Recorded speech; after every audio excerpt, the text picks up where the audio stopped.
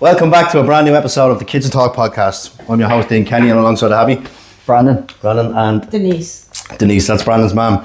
So Brandon, you reached out to me a couple of weeks ago, asked me could you come on, share your story, and I want to thank you for coming on. So hopefully try and inspire a few people. So do you want to tell us what you do? So I run a response team for the homeless in the city centre. So there's 15 people that all trained up in first aid and fire safety, anything that homeless people may need. They book them into emergency accommodation and all that kind of stuff. So we go around the city 7 days a week, booking people in and giving them sleeping bags, tents and all that kind of stuff. How did you get into that? So in Skill, I set up as a project in Skill 6 years ago this year, and it's still going to this day. Deadly, man. Yeah. How did obviously what they said was 15, is it? Yeah, 15 of us, yeah. And then what hours do you work? Like how does all come about? Like what inspires you to do this? So I was in school and they said your project, something kind of relating back to your family or something personally. So you were kind of in and out of addiction, weren't you, Ben? Yeah. And then you were, after that she became homeless again, unfortunately. She was homeless when I was younger as well. And they said your project, something's close to home. So I done a project, slept out in Donaghmede for 12 hours. I was sick for 2 weeks after. But the very start, how he started it off, he was going missing and he was only 13 and he was asking me for scarves and hats and he was getting the bus into town, giving them to homeless This is before people. he set this up. Oh, right. Giving them bags of scarves and hats to anyone on the streets. So you left home running away and then obviously seeing people away. And I seen him That's getting pretty off the bus at 9:30 one night and I said, where were you? I was delighted to see him because I was out everywhere. Yeah. And he says, Mum, I was just giving scarves to the people that were cold. And ever since that day, he just never came out of town. Deadly. Yeah. He just reached out. So then I kind of made it official then. I was 16, set up the organisation, and then because I wanted to, when I was 16, I wanted to do an event with Focus Ireland or like Simon Crunch or something like that, but you're all, you're too young, you're not insured. So I said, I'm going to do my own thing. I'll do my own thing. And this is all voluntary work, is it? Voluntary, Yeah. So how did you get people involved? What you said, it was 15 years, so like things like friends? this podcast and like people in school, like I never talked about my man in school, like or my mother always picked me up around the corner or something, you know, like hide or whatever. It's kind of hidden, but then in transitioner, then it kind of came out and people are so like, they went so like, how would you say, accepting of it, like it was like a big Dorothy secret or something like that, you know. Right. And then they were so accepting, and then they were inspired or whatever and wanted to help. Yeah. And then I had people reaching out saying, can you give me a bit of advice? Like my dad is addicted to coke or. So most of the people that walk Most of the people that have a story. Gone through childhood trauma, might as well say. Very good, man. So it's a group, like we all help each other, like we know, understand what people have gone through and stuff. So. Okay, and obviously you see a lot going on. I used to work at the hostels. You were saying to me earlier on that you want to start working in the hostels as well. Would that not take you away from what you're doing, or? Kind of have to have a balance between both of them, Because it's got, obviously, with hostel work, I know it's long hours. It's 12-hour shifts, it's not 24 hours another way, so. Yeah, so it's long hours and stuff, but it's balancing it out, and you have to look after your mental health as well. It can be. Yeah. If you're giving a lot, then you have to look after yourself as well. Yeah. So, and have you gone, obviously, like, you were explaining, do you want to explain to the people what you were saying to me around about your man? So it's going 6 years now, the group, but then I think 3 years in, before COVID, is it? Yeah. Before COVID, I went down to knock into her every second day with her, and I think they don't know if there was anything on the door or not, but they weren't answering. They weren't answering. And then I went down the next day, she wasn't answering, and I went down to the underground car park, and there was a car running, and I said, I go over to the car, and she was sleeping in the car with her partner. So she never told me that she was in arrears or anything, or she couldn't pay the rent, because she never wanted to worry. So, and then she was obviously homeless, she was evicted and she was sleeping in the car park. Yeah. So then I'd done a big thing on social media trying to get someone I think paid for a house. We used to rent out 2 rooms in the apartment. Okay. And COVID hit, so I couldn't get anyone to rent a room, so I couldn't pay the rent.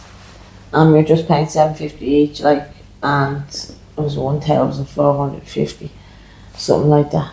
And we couldn't get anyone to pay the rent, so we ended up sleeping in the car. That was the only option we bought. The rent is scandalous nowadays in this country, isn't it? So high, and we used to get people in all the time. We were putting it up on sites. We weren't getting one phone call once the COVID hit. And we knew we paid the first month's rent. After that, we knew we couldn't make it, so we just gave up. And the Smart Property said, if we leave before 12 in the morning, she'd scrap the 7,000 we owed, and we left before 12. It was like I was going to the shops. My knives and forks were all in the drawer. Everything, all my stuff was all laid out. All my clothes was on the horse. It was like I was just going to the shop. I left everything. We never got anything back. Yeah. We went to the stores and the place was robbed, so they robbed all their furniture. So how long were you out in the streets for? we were 3 years on the streets. 3 years after that, yeah. 14 babies. Me and my partner. Yeah. 14. It was hard going. Yeah. Especially in the B&Bs. You have to keep yourself in the B&Bs. Absolutely. Like I say to anyone that goes into B&B, stick yourself, stay in your room. Don't make your circle big. Don't talk to this person. Say hello, yeah, goodbye, but don't get involved in all this drug thing. You can kind of really get caught up and you do see it. And sit in people's room, you get caught in the room, you get warnings, you get dormitory warned. They'll keep you for 6 months in a hostel. After 6 months, you're out. Yeah. That's the longest they'll keep you. But we were lucky, we always got a hostel together. I always had him with me, that he could guard me. Yeah. You know what I mean? From any fear. But it's hard going in a hostel. There is. You're in one room and you're saying, "Is this my life? Am I gonna go on living like this?" Yeah. And then there's a lot of, they were kind of promising and stuff as well. Like, she'd ring me saying, "Get a house tomorrow." Yeah. And then I'd say, "Yeah, no." I've been there. Yeah. I've been there. Yeah, it was a fella we were in touch with, that Brandon got us in touch with actually. Only for Brandon, we wouldn't be in the apartment today. He got us in touch and we kept in touch with him. We just kept ringing him, and my partner just rang him one day. We were getting thrown out of Maple House for no reason. He said we were dealing, no such thing. That's in Gardner Street, is it? Is it? It's 5 Lamps, there's at 5 Lamps, red door. Yeah. And they said we were dealing, there was no such thing. He said I was sitting out and they said I put 4 parcels down and I didn't. And I knew they were only getting us to leave, so my partner ran him up on the phone to Tommy. He said, "Listen, I've had enough. Denise is getting abused, she's getting pulled at, she's getting sexually abused, she's getting, everything's happening to her. They just have her head melted. She's a good looking girl, they won't leave her alone." And I just had enough of it, and I was having a nervous breakdown. I was in bed, I was cold up. I was going through the HRT and I didn't know, and I was cold up in the bed and I was thinking about suicide, throwing myself out the window. I was very down. And I was thinking, I was going to be homeless, I'm going to be 60 before I get a flat. Then one day we got a phone call, will you come up and meet me at, I think it was Parkgate Street, and we met him at Parkgate Street, and I says to me fella, "I don't want to go up, you go up." He says, "No, you have to go up, you have to go up." So he was pushing me, only for him pushing me, I went up, and the man says, "I have a place in Balmain." When he said Balmain, I says, he better not be joking, because he said loads of places to us and he let us down. Yeah. And I just didn't believe him. And he says, right then, he says, "I'll get in touch with you." We were waiting for the call. He rang, and next of all of them from the hostel came up the room. He said, "She's got your house," and we knew we got it. They let it out. Yeah. And we were over the moon. And we still weren't settled till we got the keys, and then I remember that day as well. He gave the date to visit, and he says, "Clongriffin." And I says, "Where's we been in block 18? Now we're in block 32. So we're going back to me and Brandon as a kid, we used to walk down Clongriffin, look in the windows, and I used to say, "That'd be us on one day." Is that the apartments? Yeah. Do you know I actually tore one of them apartments down? Did you? Yeah. Because when that's where the train station is, and they're actually nice, but I was expecting, this is how selfish I am, right? Yeah. I was expecting it to be a brand new apartment, and when I walked in, and it's like you have this view with the balcony and all, and I opened the curtains, the balcony, and I was looking directly at a wall like this, so I had no view. Oh, so I was like, right, this isn't for me, and I was like, well, that's one strike, because obviously you get 2 or 3 strikes and you have to go back to the queue. But look, it kind of paid off, because this is where my hometown as well. I was 25 years on the list. I was forced. And when I said to Tommy, I have to thank Tommy, because he was the best. Like, he got us, that he really put his head down and when Darren got an eye down on the phone. So 25 years, so look, it does take time for a lot of people, it took 25 years for me to get It's a shame that we do have to go through them struggles of depression and anxiety and people don't understand how hard it is. It has scarred me. I suffer terrible anxiety. I'm my fella does this thing, he rubs my body and it relaxes me, rubs all down my legs, and it relaxes me, it chills me out. And he just say, if anyone's came in, think I'd be less than you. I said, well, it chills me out, so I'm not.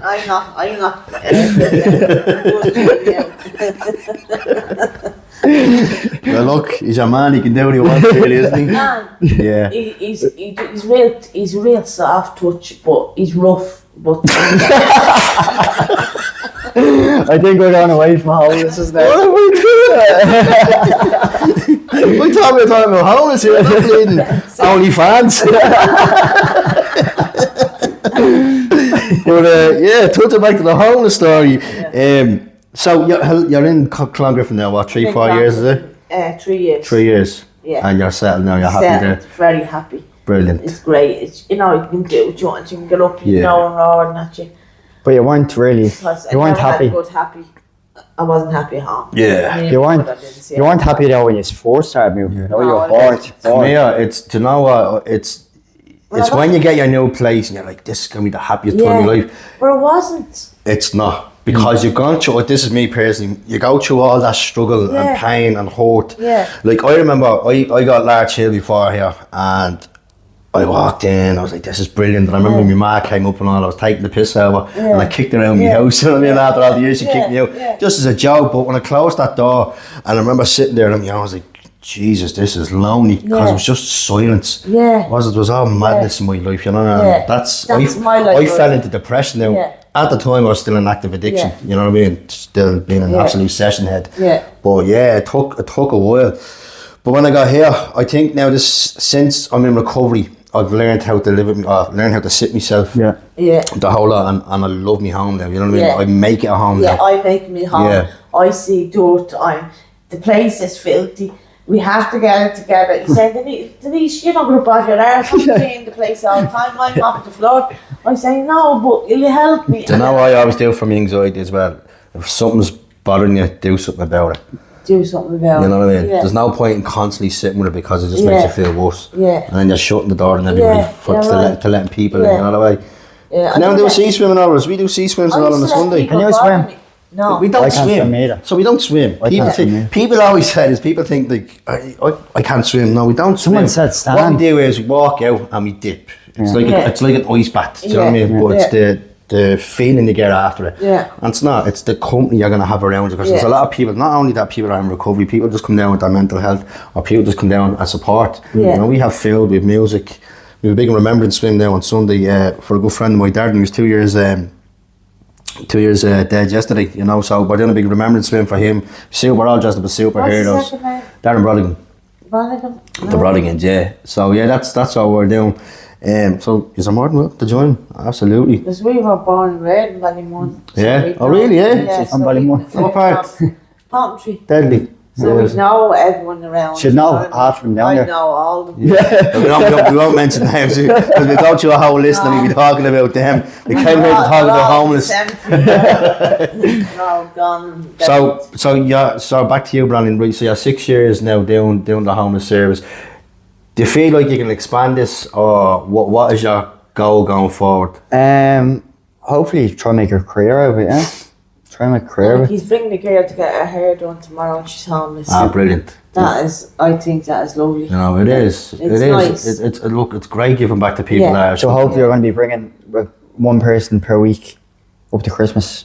To get their hair done. Absolutely. Surprise them. So you don't know, but she doesn't know. She's in the tent and she's homeless, so that's brilliant. Really good. I think it's really nice. You know, not that I ever judged homeless people, because obviously when you used to walk through town, you'd see them like. Yeah, I never judged them. You know, well, I don't mean that I used to judge it, but now, being where I am with my life now is like, he has a story, she has a story. He went through something, she went through something. They didn't just decide to be fucking homeless. You know, they didn't decide. Obviously, they chose to be on drugs, but there was obviously some sort of reason behind it to where they are, you know. Like, there's so many people homeless nowadays. Like, the amount of homeless. There's a good few in Ballymun.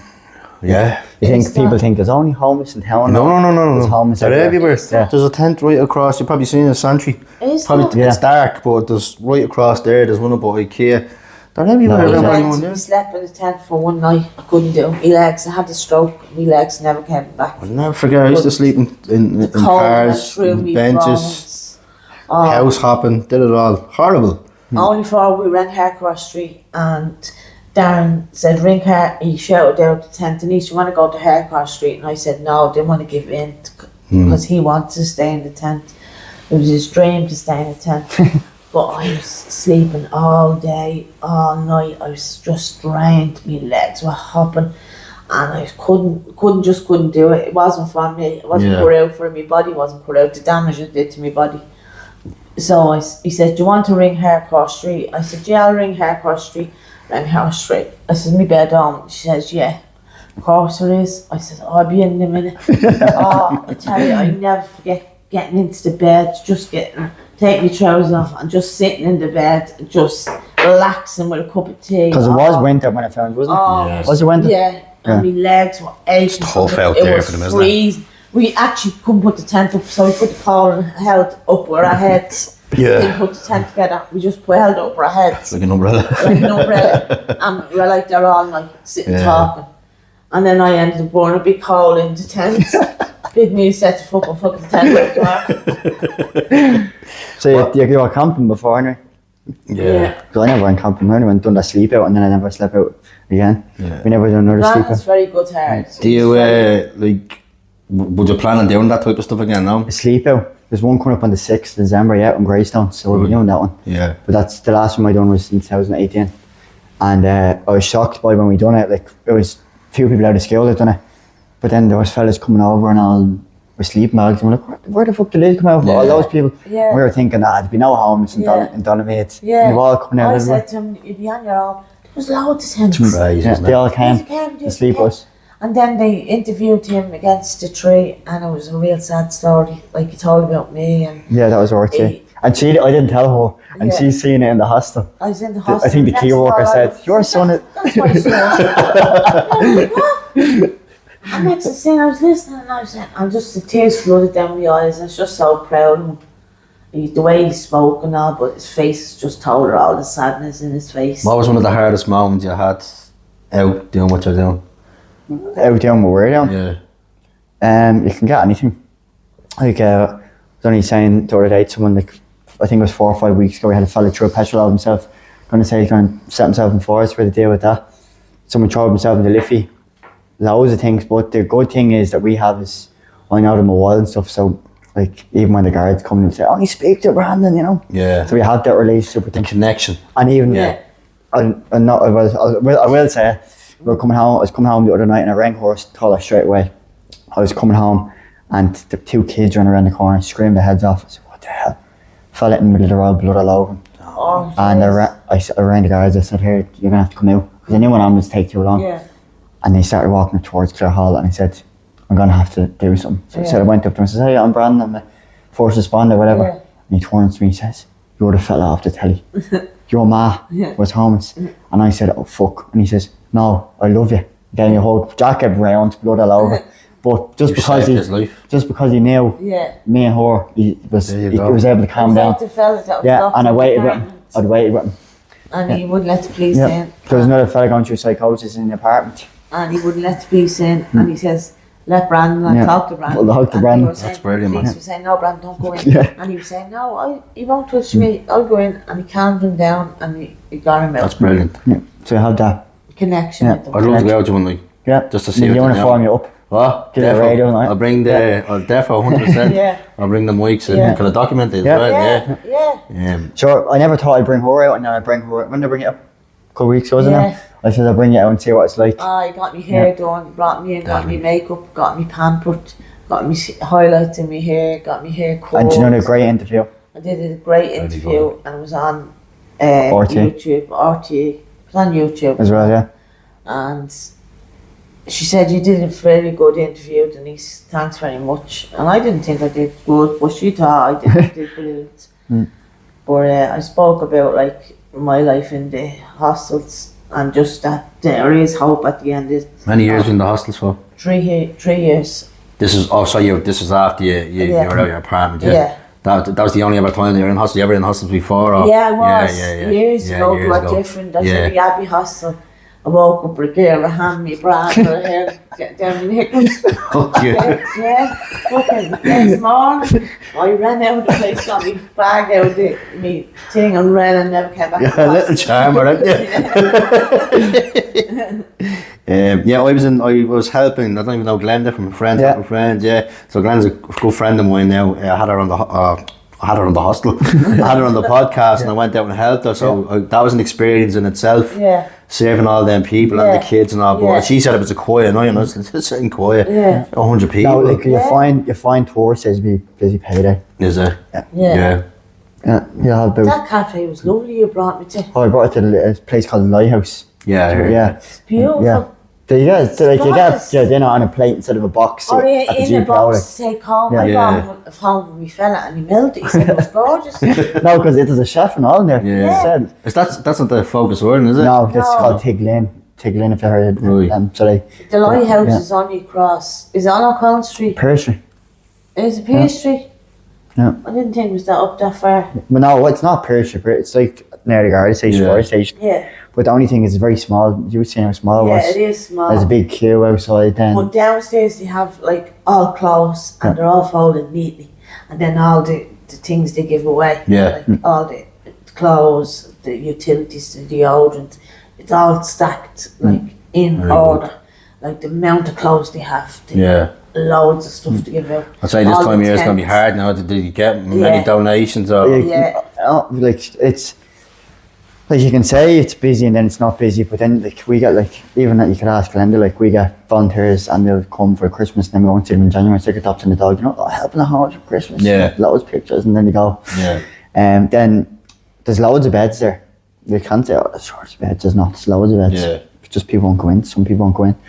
We're in the hostels. There's loads of beds. They've opened up winter beds now. The experience that I had working in the hostels is people live a fear in there because one, you could be in with say 2 working class men that get up first thing in the morning, go to work and you wouldn't see them, and then all of a sudden there's some coming in that's violent, aggressive, psychosis and alcoholic. Or banging up, and I've witnessed each and every single one of them things. You know what I mean? So people would rather stay on the streets because they feel a little bit more safer. They're away from it. You know, it's mad. It's mad that people have to go through that, but that's just the sad reality of what this country's like. You know, that's not only this country. I was in the hostel and a girl was in it, and she left the hostel sleeping in a tent, very facing the hostel. And I said, Sharon, why are you leaving the hostel to sleep in the cold? And then a fella we knew, Tom, Lord of Mercy, he was found dead in the tent. And like, I was saying, Jesus, like, you can just go cold like that and die in the tent. The cold can just hit you. It's mad, isn't it? It's crazy. Look, I'm not trying to knock people. Then if you're thinking about it, if you say COPD, and then you're smoking crack on top of the COPD, what's your lungs going to be like? And then pneumonia on top of that? And we stood back, me and this fella, and we looked, and we said, they're all on something like olanzapine, all them psychotic drugs. Yeah. We're all on something. Yeah. We're all medicated in here. We said, this is like just one. That's self-medicated though. It's not from doctors, it's all self-medicated. No, some of it's from doctors, olanzapine and all that. Yeah. Be from doctors. I'm on olanzapine, I'm on a very low dosage of it. But it's for my anxiety, stop the rattles in my body. Yeah. But I find it good, I find it very good. I take panic attacks, but my fella, he's great at getting me out of them. Yeah. But I get like, if I know I'd go somewhere in Brandon, like, I had my hair washed. A lot of planning is needed to get you out. We had killed each other before we came because I couldn't find him, and then I found him. My mum was roaring because I was at the door. She didn't want me at the door. She doesn't believe I'm clean. She doesn't believe. 23 years, she does not believe. But listen, you know you're clean. I know. That's what I say. I get it. I know I'm clean. And if you know that, that's all that matters. People will judge you no matter what. Some people just look. It is what it is. You just have to take it to go with the bad sometimes. Them 2 people saying, she's on telly talking about crack and she's over a crackhead. You know what I mean? I'm no crackhead. If I was a crackhead, I'd say it on. If you were a crackhead, I don't think you'd be sitting here. No, I wouldn't be. You'd be out in the streets in a car or a tent. Yeah. You know? Having a pipe. So, no, it's been nice talking to you. What's the name? So what's Dublin? Dublin Homeless Awareness. Yeah, and you're all over Instagram. All over Instagram and TikTok and Facebook. I only seen you recently. You're up in Ballymore, was it? We were in Ballymun. What were we doing in Ballymun? But you're at the garage. Oh yeah, we did. So harassed or something. Yeah, so we're dealing with a thing now where they're going and they're videoing homeless people and drug users, and they're saying do a cartwheel for €3, and then they make them do the cartwheel and then getting cups of coffee thrown over them. There's one out in Ballyfermot. She's been taken into a car, sexual assault in the car. Jeez. Loads of stuff. So we're trying to highlight that to try stop that. 100%. It's not even like it's. You can video someone you want. It's you're in a public place and you can video them on. Yeah. It's just the principle of it.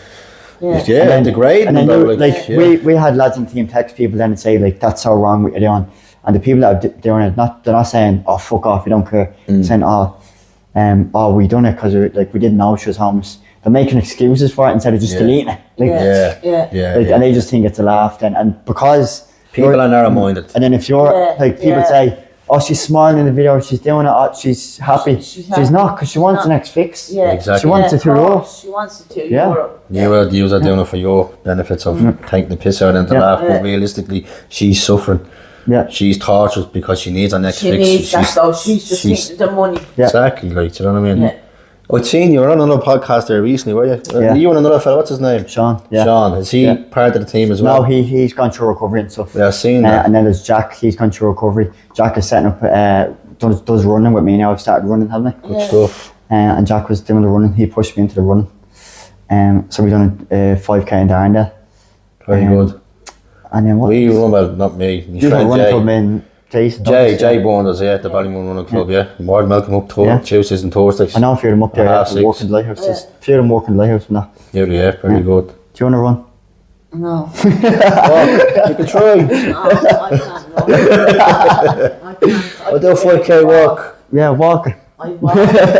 My back just be twisted. There she is with excuses already. No way. Yeah. So, you're over 40, aren't you now, sir? I'm nearly 49, nearly 50, 49. So what's your plans going forward? What would your advice be to people? Just to stay with a partner if they have a partner, or keep to themselves in the hostels. So they can't be abused or sexually assaulted, because there's a lot of that going on in there. Fellas locking girls in the rooms and not letting them out, making them do stuff they don't want to do. And if you tell, I'll tell them that you came on to me. There's a lot of manipulation. There's a lot of manipulation. And I've been through it and I know it. And I fought them off, and I fought with tooth and nail. They weren't getting to me, no way were they getting to me. So would you more or less say kind of do your homework sort of way if you're going to a hostel, because we don't want to sit here and badmouth every hostel, because not every hostel is like that, hostel. But there is a lot of hostels that are like that. I do agree with you, And yourself, what advice would you give to people that are suffering? I'd say the way I switched it, like the amount of energy that I put into hiding my man's skill, like I changed it and I put energy into helping. Yeah. So you're using actually more energy hiding stuff like that. Full of anger. Yeah. It's mad. You're full of anger and anxiety. I get more of a high of giving back to people. Yeah, and then that's why he is. And then your addiction, like her addiction made me how you're hoarding, you know? Yeah. And then blame and stuff, you know what I mean? Then you're blaming, this went this way because you. Because you. It's tonight. Because you know my childhood. I said, you're 23, you're on the fucking boat now. I said, no, your childhood is gone now, so. Well, look, we'll keep in touch. I'll definitely come out one of the nights before Christmas, so thanks very much for coming. No problem. Another episode of Kids and Talk. All right. See you on the next one. All right, bye.